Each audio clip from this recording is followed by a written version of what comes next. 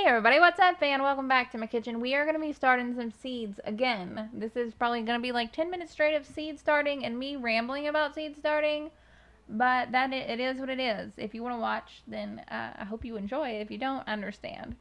I have a lot to start right now. I'm still in the process of starting my biennials and a couple kind of hardy annuals, but not really, more than likely just biennials. First thing I'm going to do, of course, is I'm going to get my lupines started, or lupins, or whatever you want to say.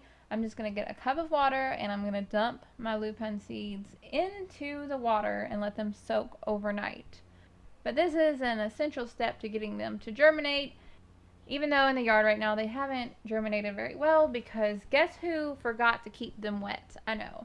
Listen, when I planted these things out after being soaked probably for about 24 hours, I let them soak a little bit longer than I normally would have. These things were germinating in the cup, so it's not really my fault. I mean, it's my fault, but I'm just saying they actually did germinate. I don't know if I'll have any for next year. I'm just so scatterbrained right now. I feel like I'm in 100 different places and I can't keep track of everything that's going on. So I let this flower bed dry out and hopefully they'll be able to recover. I've been trying to water it and have them recover. So your guess is really as good as mine on what's going to happen. So we'll just roll with it. It is what it is, and that's all that it is. I'm also going to be sowing some Dusty Miller Icelandic poppies, some more snapdragons in this video, some delphiniums, and lots of things. So I'm just trying to show you guys all what's going on. Also starting some pansies. It's already that time to start pansies. I can't believe it's already time to start pansies. So I have my pansies and some violas that I'm going to start in some 2-liter bottles. In addition, with the ornamental kale, I have some Sweet William seeds that I saved. And we're going to start some more yarrow also.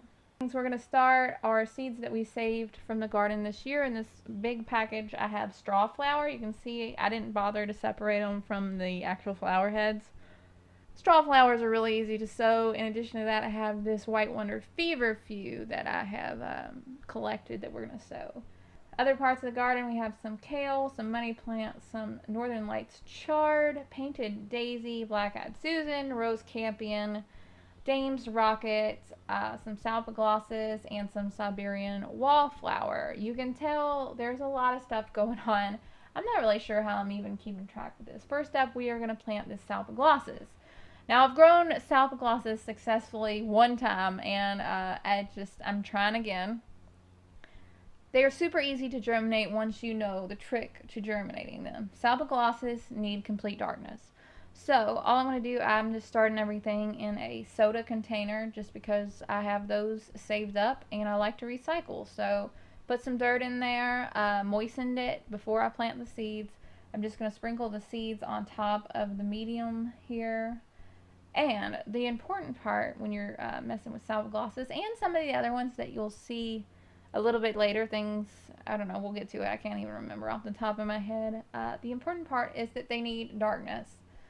So I'm just going to sprinkle some salpaglosses seeds on here. And I think these are hardy to zone 8. Don't quote me on that, which is the reason I'm going to try to overwinter them. This is the first time I've tried to overwinter salpaglosses. And we'll just see what happens. I'm, of course, going to protect it with, some row cover or plastic or something. We'll figure that out as we go. Don't forget to put drainage holes in the bottom of all your containers, by the way. I know, minor details, but super important. Anyway, I'm going to take the container and I'm just going to put it directly under a garbage bag. That's right. That's the trick. That's the secret. So I'm going to put them in a container and cover it with a black garbage bag to keep all the light out. I'm going to start checking this in about 4 days. Usually it takes about 5 to 7 days to germinate at room temperature. Not going to use a heat mat or anything like that. Once it germinates, I get it out into the garden, into the light as soon as possible so that they can start growing. I know it's silly. It seems like a lot of trouble, but it really does work. So next up, I have the delphinium. If you remember, I put these delphiniums in the fridge, the seeds in the fridge for about a week. And then I am going to sow the delphinium seeds on top of the soil. Again, I already pre-moistened it and everything. I'm just going to sprinkle them in the top there. Now, in the past, I've had a lot of trouble germinating delphinium seeds. Like, seriously, like complete failures. And I'm happy to say I've finally figured out something that kind of works. So, same thing as with the Sapoglosses, these delphiniums are going to go under a garbage bag. So, I'm just going to stick this bottle under the garbage bag too. Now, these delphiniums take drastically longer to germinate in darkness than the Sapoglosses do. So, I think my first germination go around under the garbage bag. I've already had a successful batch. That's why I'm telling you the secret or whatever. I'm just trying to tell you what I learned. The first ones that I put under the garbage bag took about at least 2 weeks to germinate. So it might vary depending on where you live. Or, I mean, if anybody knows the secret to germinating delphiniums, let me know, because this is the best method that I've found so far that works. And I don't know. I'm sure somebody knows better than I do. Sweet Williams are next. What's nice about Sweet Williams is they don't need anything special from me. Basically, dump them on top of the soil and I set them outside even though the weather is a little bit warmer. Make sure they're staying moist, make sure they're not drying out. They germinate and they are happy until they are transplanted in the fall, and that makes me happy. They didn't need any cold treatment, they didn't need anything from me.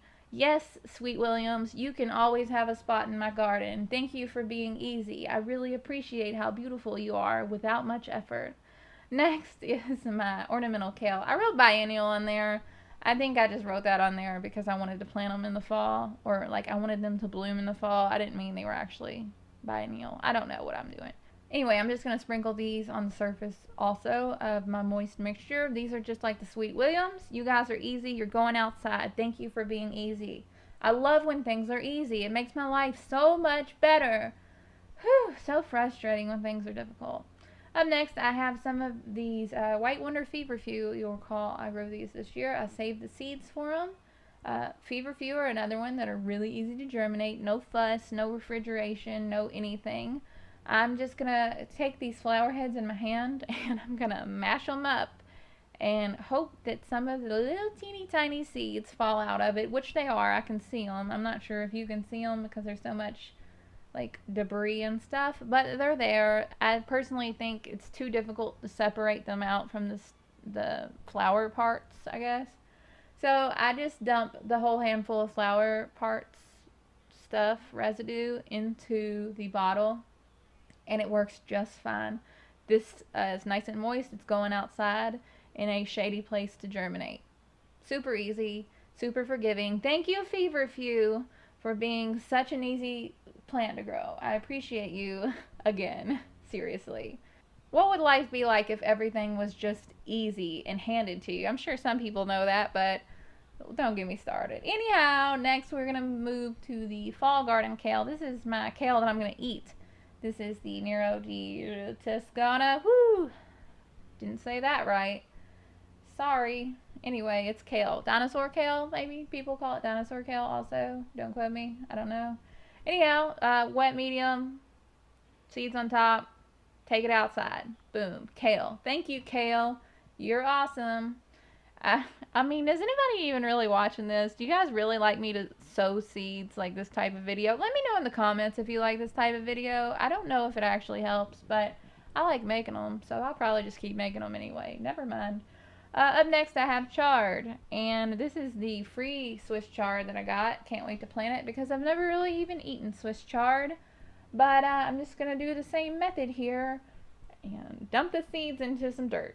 You know, that really is one of the great things about most vegetable seeds, is that most vegetable seeds are like legit, like throw them on the dirt, water them. Oh, look, it's growing. Like, I am a big fan of that, big supporter of that. I think that's one of the reasons so many people don't grow flowers from seed, is maybe because they can be so frustrating because they need all this special treatment. Let's see. Up next, I'm planting the straw flowers. I mentioned, see, they kind of resemble dandelions in the way that their seed pods are the little, you know, feathery, cottony looking floaty things. Wow. Oh, are you a garden blogger? You described that so well. You did such a good job. Thank you. Anyhow, these are easy too. They don't need to be refrigerated. They don't need to be anything. Just sprinkle them on top of the dirt and they will grow like ain't nobody's business. Thank you, straw flowers. You're awesome. Apparently you can overwinter them. I'm trying it this year. I've never done it. Full disclosure. We'll see what happens. Up next, I have these pansies. Now, I've never germinated pansies from seeds in real life. In real life? What? I mean, you know, not winter sowing. I can grow them from seed for winter sowing, but I've never grown them from seed like this. Well, I know how to do it now, which is great, so I'm going to tell you. What I'm going to do, I put the dirt in my little container, got it nice and moist, like always, sprinkled the pansy seeds on top, and guess what next? Guess. Somebody guess what's next. That's right. I put it under the garbage bag. Now, this garbage bag is sitting in my kitchen. It's probably about 70-ish to 80-ish degrees, maybe more if it's warm. It's been a little bit cool lately. And these germinated completely fine. I probably got about 75 to 80% germination from these seeds sitting on the kitchen table. A lot of websites say to set them somewhere where it's like 50 to 60. I don't know, I've never tried it, but the way I just did it just then worked, so I wouldn't freak out about having the perfect temperature. So it's up to you. Next, I'm sewing something. I don't know what this is. What am I sewing? Did anybody see what I'm sewing here? What does that say? Oh, it's the rest of the snapdragons. I couldn't tell because, you know, the seeds were so small. Sorry. Anyhow, I'm just planning surface sewing these. Now, these are going to go in a kitchen window. Those are going to go in a kitchen window. They're going to germinate. Then they're going to go outside. They're too delicate to get rained on and, like, bossed around by the elements out there. So I'm going to germinate those first in a windowsill, then take them outside. Same for this. I think this is Rose Campion. Nope, this isn't Rose Campion yet. What is this? Oh, these are painted daisies. Okay. Now, I'm sewing these painted daisies, and as of right now, they haven't germinated. I tried to germinate them in my windowsill. Up next, I'm probably going to move them to a place that's dark. And if that fails, I'm going to move them into a fridge. Don't pay attention to me about painted daisies because I have not been successful. So, there's that. Up next is the Rose Campion. This is another one that I'm going to start in a windowsill and make sure it germinates first and then move it outside. These were in the refrigerator for 2 weeks, I want to say, before I planted these. And just refrigeration 2 weeks into the soil and then into a windowsill to germinate. And they germinated. They're outside now. They're doing great. So here's a look at some of my seedlings. I have some columbines, some yarrow, some sweet williams, some kale, lots and lots of kale. We have the delphiniums. We have some Icelandic poppies that I'll have to be transplanting. There's really just a lot of things going on trying to figure out what is what because the rain washed off all the Sharpies. So really, I have a lot of containers that I don't even have a clue what they even are. I could sit here and lie and be like, oh man, I'm so organized. Look how great my garden is. I ain't got a clue. I know what the carnations look like. I know what the money plant looks like. I know what the foxgloves look like. And I know what the verbascums look like. But pretty much everything other than that is just like a total guess. And I'm just going to wing it. But hey, that's what I always do, right? I always just wing it. I hope that this video was somehow helpful. If it was, don't forget to hit the like button and subscribe. I'd absolutely love to have you. Putting new videos out all the time. I hope y'all are having a real great day, and I'll talk to y'all later. Bye, guys.